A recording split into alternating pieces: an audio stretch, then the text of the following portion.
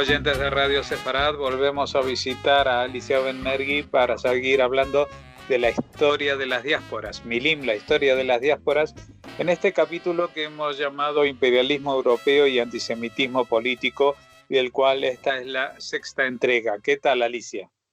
Muy bien, lista para seguir hablando de historia. En este caso tiene que ver con la historia nuestra, la historia de los judíos de la Argentina.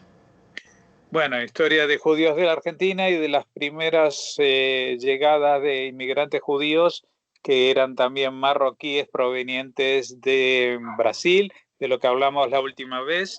Y antes de empezar, pues vamos a recordar a los oyentes que esta historia y mucha más pueden encontrarla en la página web www.milimcultural.com.ar, y si quieren pueden recibir una vez al mes en el correo electrónico un boletín con historias de la historia judía escribiendo a cultural@arnet.com.ar.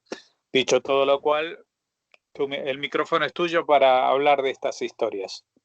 Bueno, es una historia con la que tengo que ser extremadamente cuidadosa, porque es la historia de aquí. Así que un montón de gente seguramente tiene sus propias informaciones y todo eso, así que voy a tratar de ser lo más certera posible en esto que voy a contar. En principio, en los textos en los que yo tengo, después voy a contar de qué textos de historia, pero tengo un texto de historia que es el oficial de la comunidad, pero bueno, después uno se va consiguiendo otras, y los historiadores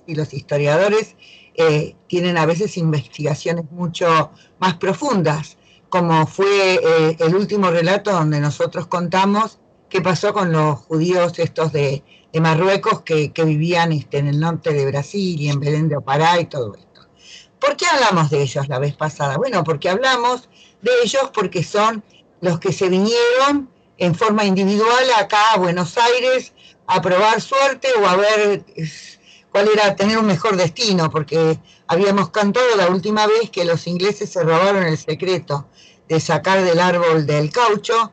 Creo que lo pusieron en Asia, en este momento no recuerdo bien en qué país, y listo, se terminó. Los ingleses eran la potencia imperialista de aquel tiempo y bueno, ellos manejaban gran parte del comercio del mundo. Y entonces esta gente que se funde, que le empieza a ir muy mal, decide venirse para estos lugares.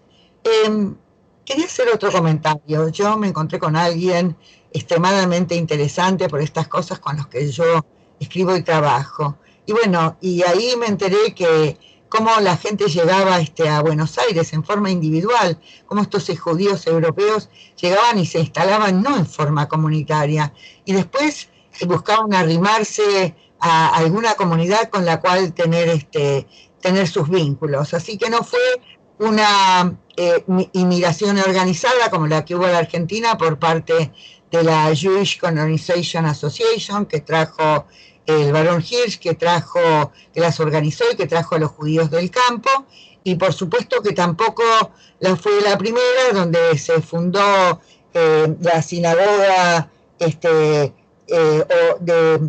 acá le decimos habitualmente Gil de Libertad, que ni siquiera fueron, que se pueda decir o se pueda llamar, más o menos eran gente que estaba acá a partir de 1860, que lo hacían también individualmente. En general era gente que representaba a compañías europeas, comerciales, sobre todo con el tema de la exportación de granos y de otras cuestiones, y que tenían vínculos con el judaísmo, algunos un poco más fuertes y otros no tanto, y bueno, son los que fundan la primera sinagoga acá en Buenos Aires y digamos en la Argentina, para esa fecha, que se llamó la Sinagoga de Libertad. Y hay una cosa bastante interesante que nos cuenta que también en esta fundación intervinieron judíos de origen sefaradí,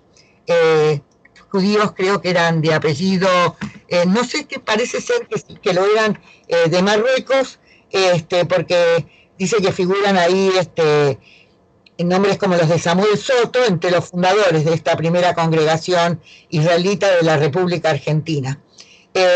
Otro se llamaba Alberto Cohen es indistinto, hay muchos otros que yo conozco podían haber sido de origen argelino, y otro que se llamaba Luis Bernal. Bueno, lo cierto es que los primeros que vienen acá y que después se van a organizar como comunidad provienen especialmente de Tetuán y de Tánger. Y era gente que hablaba el castellano, como una vez lo habíamos comentado. Entonces tuvieron una enorme ventaja frente a los judíos ashkenazim, en un país donde los judíos habían tenido muy mala prensa, por una razón muy simple, porque había estado prohibida la migración acá, la presencia de moros y judíos acá en esta región, porque le pertenecía el Imperio Español. Tenía prohibida, como ya lo contamos en otra oportunidad, la presencia de gente no solo de moros y judíos, sino de aquellos que fueran descendientes. Así que habían esto mala prensa. Y además la mala prensa tenía que ver con el catolicismo tradicional, que tenía una cosa así abiertamente antijudía, y que la tuvo en épocas donde prácticamente, y la tuvo todo el tiempo. Y acá yo conté que para 1870 se escribió un libro donde se hablaba mal de los judíos, y acá se decían cosas terribles de los judíos. La novela se llamó La Bolsa, se escribió más o menos para el año 1870, y acá no había judíos. Así que realmente no eran tierras para que los judíos fueran bienvenidos, no era un ámbito propicio. Estos judíos marroquíes que llegan, que lo hacen hablando castellano, hablan como españoles, porque Tánger y Tetuán eran lugares donde se hablaba el castellano, parecían españoles, que era lo que había mayormente acá como inmigrantes. Quiero hacer un señalamiento. Acá la mayoría de la inmigración que llegó acá a la Argentina fue italiana, fue mucho más numerosa que la inmigración española. Eso es importante señalarlo también. Bueno, lo cierto es que estos judíos que se van a instalar tienen estos apellidos, como los nombré antes, que tampoco se distinguen del resto de lo que habitualmente tenía acá la gente, y entonces se integran bastante bien y bastante rápidamente. Y tenían una educación bastante buena, porque gran parte de ellos, sobre todo los que habían vivido en Tetuán y también en Tánger, habían ido a la escuela de la Alliance Israelita Universal, que les había proporcionado en general, no solo en Marruecos, sino en todos los lugares que estuvo, para los lugares sefaradíes y también de origen árabe, les había proporcionado una excelente educación. Así que estos que vienen buscando mejor destino y mejor suerte, pero estaban preparados para adaptarse a esto y para poder salir adelante. Bueno, se instalaron en lo que es los barrios más tradicionales de Buenos Aires. El barrio más tradicional es San Telmo. En San Telmo es donde se empieza la ciudad de Buenos Aires, San Telmo y Barracas también. Y el otro es Montserrat y Constitución. Y bueno, y estos judíos que van a vivir ahí, les va a ir bien. También se fueron al interior del país, y los lugares donde estuvieron fue en Santa Fe. Sobre todo, todavía existe una importante comunidad descendiente de estos judíos de Marruecos, sobre todo en la ciudad de Rosario, pero también estuvieron en otros lugares de Santa Fe, estuvieron en Entre Ríos, en Córdoba y en el Chaco. Y debo decir que también en Corrientes. Tal vez la de Corrientes no fue muy numerosa, pero bueno, dejó sus marcas. Bueno, y entonces los historiadores dicen que fue una época de movilidad económica a finales del siglo XIX, y estos primeros inmigrantes que vinieron de Marruecos lograron una posición económica sólida, y también un alto prestigio social dentro de su grupo de pertenencia. Y esto también les permitió una rápida integración en la sociedad argentina. porque, bueno, ya lo dije, porque sus apellidos y su idioma, su manera de hablar el castellano, les daba una invisibilidad a la cuestión de los judíos. Y lo que nos dice la historiadora Diana Epstein es que muchos de estos integrantes que llegaron lograron incluso fortunas bastante grandes. Y bueno, y esto determinará que ellos formaron una especie de élite que los llevará a formar las instituciones más importantes de la comunidad, porque a pesar de esta invisibilidad que les daba sus orígenes y todo eso, lo que ellos no abandonaron, y esto es algo muy propio de los diferentes lugares donde vivieron estos judíos sefaradíes, era su observancia y su apego a las tradiciones. Así que ellos van a armar las primeras asociaciones, también hasta las de beneficencia, y crearon todas sus instituciones mucho antes tal vez, o tal vez con un carácter más judío que, por ejemplo, el de la congregación, la primera de la congregación israelita argentina, por los rasgos judíos que tenían. Hay varias cuestiones acá para contar. La primera sinagoga se construye después de la sinagoga de Libertad, que se construye para 1920, creo. Pero bueno, ellos tenían lugares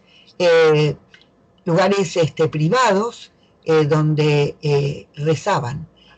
Ya se sabe que los judíos, no solo los judíos de Marruecos ni los sefaradíes, todos los judíos no siempre tenían las grandes sinagogas de las cuales dan fe muchas de las que existen en Europa y en un montón de lugares, sino que cuando no las tenían se reunían en casas privadas, bastaba que hubiera 10 judíos, en aquel momento las mujeres no eran integradas al Minyan. Para los que no saben, Minyan es el número menor de 10 personas entre los judíos para dar lugar a un ritual.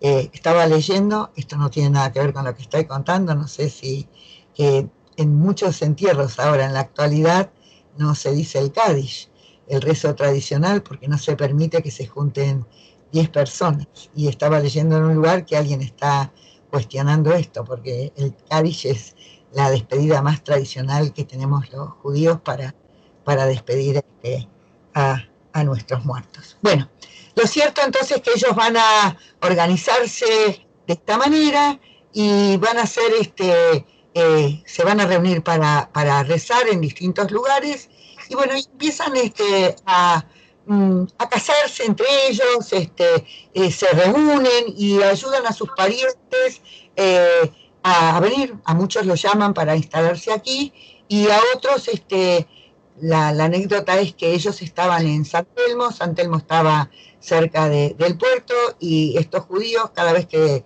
leían en algún diario que llegaba un barco de Europa, iban y se paraban ahí en el puerto para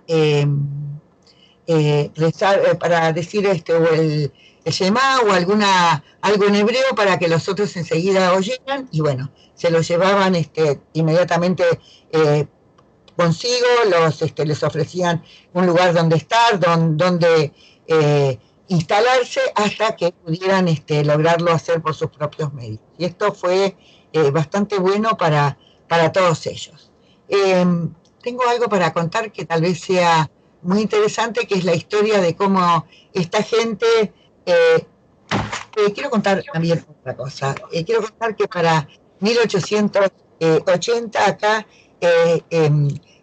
existe registro del primer sefaradí nacido en Buenos Aires, del primer sefaradí de Marruecos.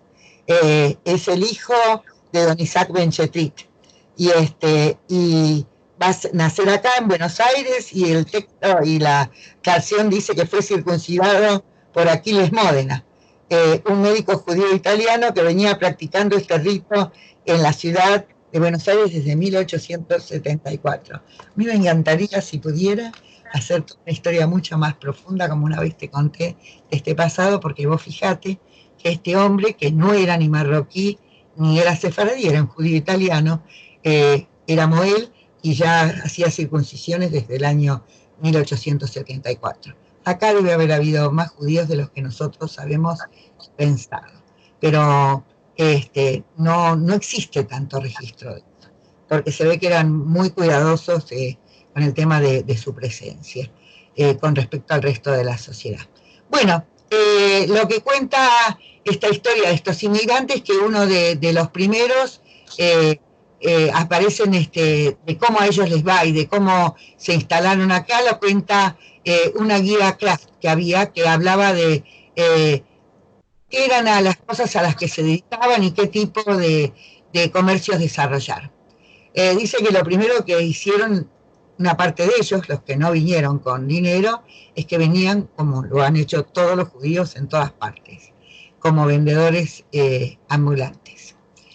Y aquellos que fueron capaces de juntar cierta cantidad de dinero, después se pudieron establecer en comercios pequeños. Generalmente habrían tiendas de venta de ropa y prendas de confección, que también es algo muy tradicional en todos los judíos. Otra vez, no solo de los sefaradíes, también de los ashkenazí.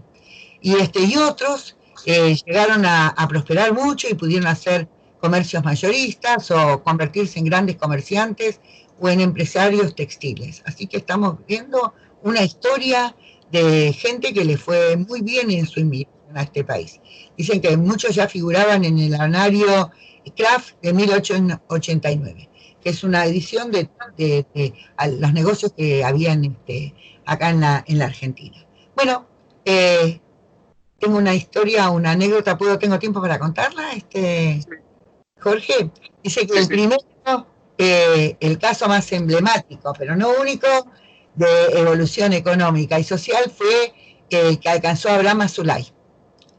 Y la nieta contó que comenzó comprando mercadería, se iba con sus valijitas vendiendo telas por los pueblos, como los clásicos también cuentenix ashkenazí, que con ese dinero comenzó a ahorrar hasta lograr tener una gran empresa textil, pero también crear una empresa constructora. Así que cuando murió dejó 500 departamentos en 20, 30 edificios en la calle Hipólito Yrigoyen, lo que es acá ex Victoria, porque acá las calles cambiaron de nombre.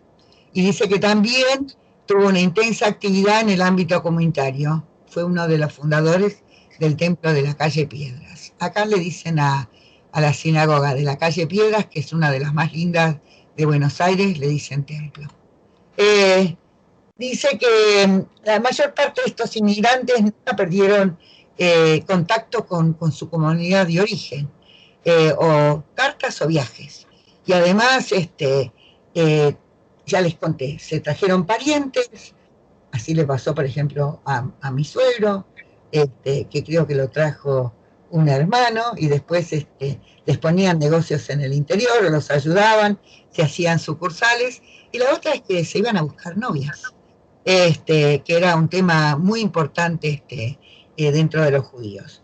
Dice que acá en Buenos Aires existió para estos inmigrantes un hotel de inmigrantes que se había establecido, y prácticamente casi ninguno de ellos paró en el hotel de los inmigrantes, porque inmediatamente los llevaban, les prestaban sus casas. Hubo una pensión que también fue una especie, era una casa privada que después se convirtió en pensión, y que además funcionó como una sinagoga privada, donde por ejemplo, mi suegro iba aún cuando ya estaba fundado el templo de Piedras, porque ya lo dije, tenía sus distintos lugares para ir a rezar. Y bueno, se llamaba la pensión de Jolita, lo mismo que la sinagoga. Bueno, estos judíos marroquíes, ya dijimos que prosperaron y les fue muy bien. Y tengo una cosa para contar que a mí me resulta muy interesante, porque a mí me gustan más estas cosas. Cómo fundaron un diario o un periódico que se llamó Israel. Y que este periódico circuló por muchos años y fue leído no solo por ellos, sino después por toda la comunidad, más allá de que acá en Buenos Aires existieron una prensa judía extremadamente importante y numerosa. Pero bueno, parece ser que este periódico también tuvo una función importante, que era de mantener comunicada a la comunidad de todos los de todas las sucesos y de todo lo que pasaba, y también de lo que pasaba con el tema de Israel. El nombre mismo lo dicen, porque muchos de estos judíos eran sionistas. Eso también es importante contarlo. Voy a buscar a veces uno tiene tanto material guardado. Yo tengo guardado uno de los primeros diarios sionistas que circularon acá por la Argentina, y muchos sefaradíes escribían en él y contaban, y además fueron los primeros en aportar dinero, porque una de las cosas que hacían estos judíos de Marruecos es que enviaban dinero a Marruecos. Entonces, una de las cosas que se dice es que había un banco en Tánger que recibía constantemente un flujo de dinero que estos judíos de acá, de la Argentina, mandaban para sus parientes, incluso para las instituciones. Y cuanto a veces esta remesa de dinero no llegaba exactamente a tiempo, el banco igual adelantaba el dinero, porque sabía que ellos no fallaban en estos envíos. Quiero dejar constancia, porque me gustan estas cosas. Dice que yo conté que había un anuario Kraft, y dice que en 1885, fíjense ustedes que los primeros judíos que van a llegar acá, que son los Ashkenazim, que van a llegar con estos para 1890, en realidad estoy pensando, los que llegan y que después van a fundar las colonias en el interior, miren, estos ya están establecidos acá y figuran en una guía de comercio. Entonces cuenta que para 1885 figuraban una cigarrería en la calle Maipú. Maipú sigue siendo el centro de Buenos Aires, sobre todo en este momento, sobre todo sigue siendo el centro para los turistas. Pero bueno, a mí me sigue gustando. La calle Maipú, Florida, siguen siendo lindas calles de Buenos Aires, del antiguo centro. Y entonces dice que había una cigarrería en Maipú del señor Benchetrit, una barbería del señor Toledano, y un corralón de carros de J. Arrué. Y también dice que en 1894 había una tienda de mercería, sastrería y ropería de Benchetrit Hermanos, y un registro de Vergel y Benmuni en Chacabuco, y había una ropería de Azulay Hermanos y compañía, y un registro de ropa de Sananes y Benarós en la calle Chacabuco. Sananes es mi médico, yo siempre le digo, le hago un chiste, le digo que desciende de aquellos Sananes que eran médicos en Marruecos, porque fíjate qué apellido tenían, Sananes. Bueno, o sea que gran parte de esta historia que estoy contada es una historia de relatos que cuentan los descendientes de esta gente, de cómo vivían, qué costumbres tenían, cómo se casaban, muchos cómo se casaban entre ellos, entre tías y sobrinos, yo no sé por qué, o tío y sobrina, pero bueno, es una historia que tiene que ver con hasta que ellos fundan la asociación, me voy a acordar bien o después lo voy a pronunciar como se llama, porque ellos se llaman a sí mismos como la Asociación de Judíos de Origen Latina. Tengo que fijarme bien porque es una vergüenza que no tenga bien el nombre. Eso te lo cuento en el próximo encuentro. Pero lo cierto es como que cuentan cómo después van a establecer su propio cementerio con sus propios rituales cerca del cementerio de Avellaneda.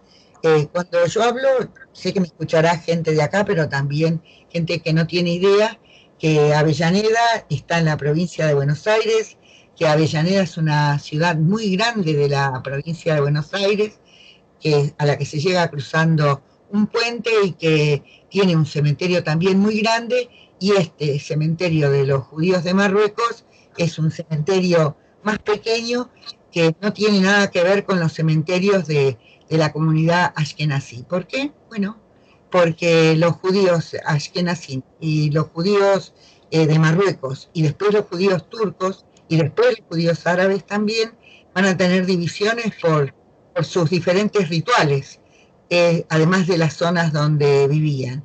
Y porque además, más allá de que aparentemente la AMIA es la institución que va a agrupar a todas las comunidades, sí las agrupa hasta ahí nomás, porque después va a haber asociaciones diferentes porque tenían que ver con los orígenes de la gente. Fíjense que hasta entre los judíos árabes acá en Buenos Aires había una diferencia grande entre los alepinos y los damasenos, incluso en los barrios en los que estaban y en las sinagogas en las que practicaban. Así que los judíos, porque yo me di cuenta que también nos escucha gente que no es judía, Jorge, y la cosa que tienen que saber es que, bueno, que nosotros somos muchos, variados y diferentes. Incluso los rituales de los judíos de Marruecos son bastante diferentes a lo de los judíos ashkenazí, a pesar de que somos todos judíos. Bueno, no sé si tengo tiempo para seguir charlando o seguimos charlando en nuestro próximo encuentro. Yo creo que mejor será seguir en el próximo encuentro, si te parece bien, porque hoy nos hemos extendido bastante, así que vamos a recordarle a los oyentes la página web donde pueden encontrar esta y muchas historias más, que es milimcultural.com.ar, y también si quieren recibir el boletín sobre historias de la historia judía, escribiendo a cultural@.com.ar. O pueden entrar también, Jorge, a nuestra página en Facebook, que es facebook.com milimcultural.